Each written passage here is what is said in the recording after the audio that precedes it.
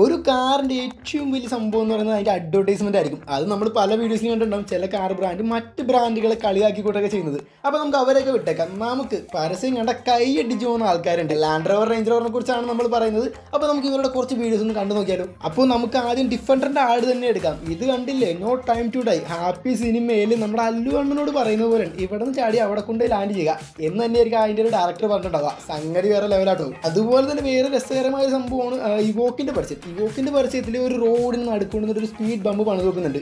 കുറേ ആൾക്കാർ വന്നത് കയറ്റി ഇറക്കാനൊക്കെ ശ്രമിക്കുന്നുണ്ട്, പക്ഷേ എങ്കിൽ പരാജയപ്പെട്ടു പോകുന്നുണ്ട്. അപ്പോൾ ഇതെല്ലാം കണ്ടുകൊണ്ടിരുന്ന അവസാനം നമ്മുടെ കഥാനായകൻ വന്നു ഒന്നും അറിയാത്തവനെ പോലെ നൈസായിട്ട് അങ്ങോട്ട് കയറി ഇറങ്ങി അങ്ങോട്ട് പോകണേ.